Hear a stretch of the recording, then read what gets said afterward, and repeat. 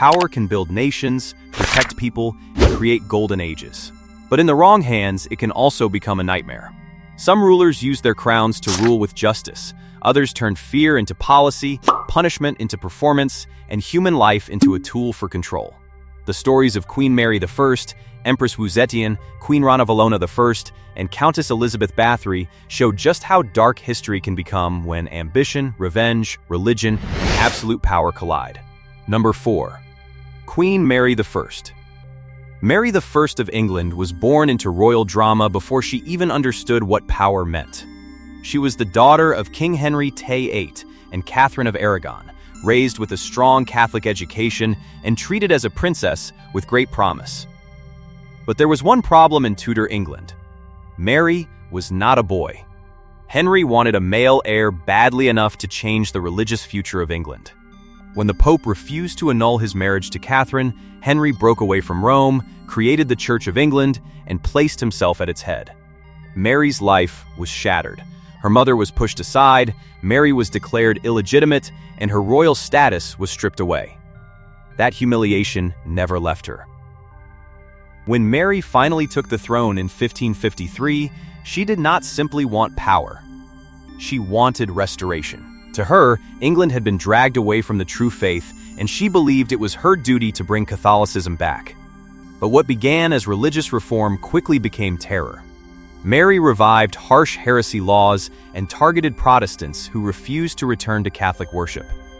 Between 1555 and 1558, nearly 300 people were burned at the stake. She believed these executions would cleanse England of false belief. Instead, they horrified the public and damaged Catholicism's reputation even further. By the time Mary died in 1558, her reign had become a warning. She wanted to save England's soul, but history remembered the flames. That is why her name survived not as Mary the Faithful, but as Bloody Mary. Number 3. Empress Zetian. Zetian is one of the most fascinating figures in Chinese history because her story is never simple. She was brilliant, ambitious, politically gifted, and ruthless when necessary. She also ruled in a world where powerful women were often hated simply for refusing to stay quiet. Born into a wealthy family, Wu received an excellent education in writing, politics, music, and literature. That alone made her unusual for her time.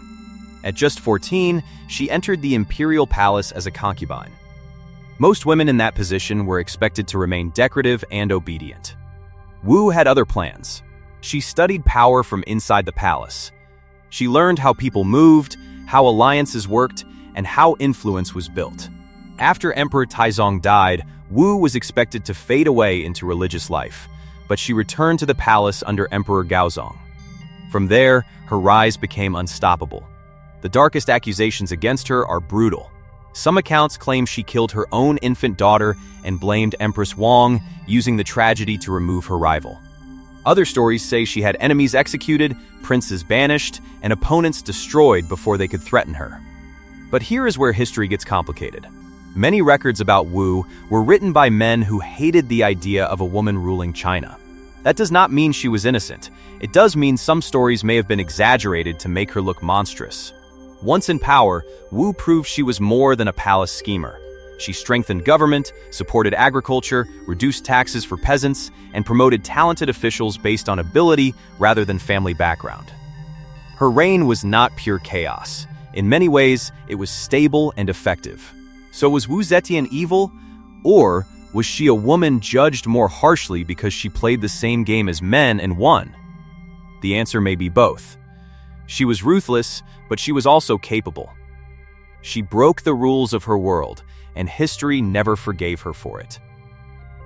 Number 2. Queen Ranavalona I. Queen Ranavalona I of Madagascar ruled with one clear mission: keep foreign influence out.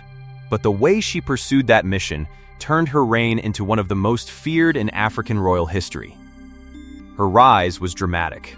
Born into a poor family, Ranavalona's life changed when her father warned the king about an assassination plot. As a reward, she was brought into the royal world and later married into the monarchy.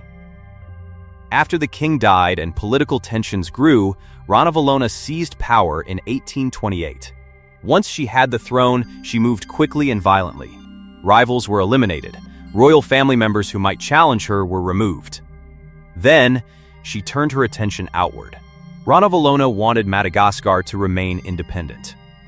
European powers, especially the French, were circling the island, looking for influence and control. She rejected treaties, removed foreign privileges, and banned Christianity because she saw it as a doorway for European domination. In one sense, she was defending her country from colonization. In another, she did it with terrifying cruelty. Her justice system became infamous. One method used was trial by ordeal, where the accused had to consume poison. Survival could be seen as proof of innocence, but many people did not survive at all. Christians faced brutal punishment.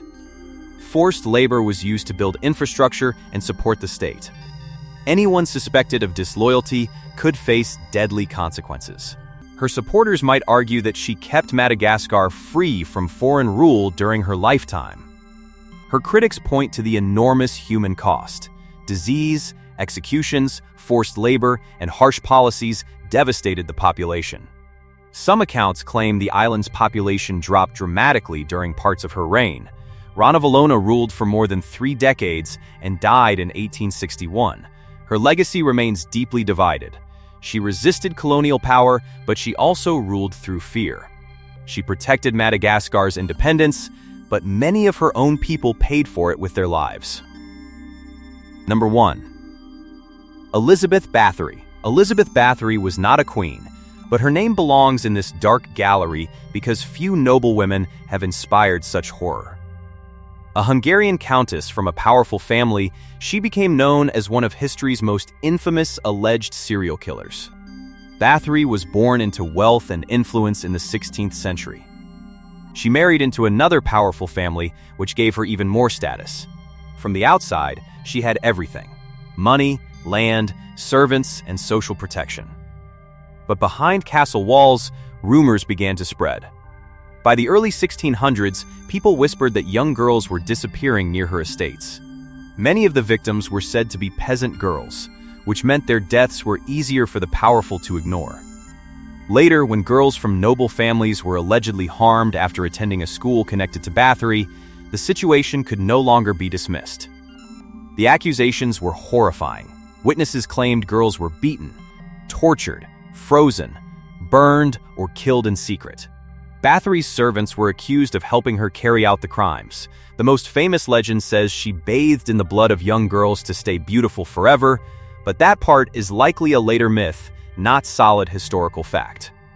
Still, the investigation against her was serious. Hundreds of testimonies were gathered, her servants were tried, and some were executed. Báthory herself avoided public execution, likely because of her noble status, but she was imprisoned inside her own castle. She died there a few years later. Even today, historians debate how much of her story was true. Some believe she was a sadistic killer.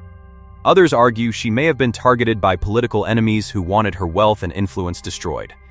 But whether monster, victim of a conspiracy, or something in between, her legend became immortal. Power can protect, but it can also terrify. These women proved history's darkest stories often sit closest to the throne. Comment who shocked you most, and like and subscribe for more dark history.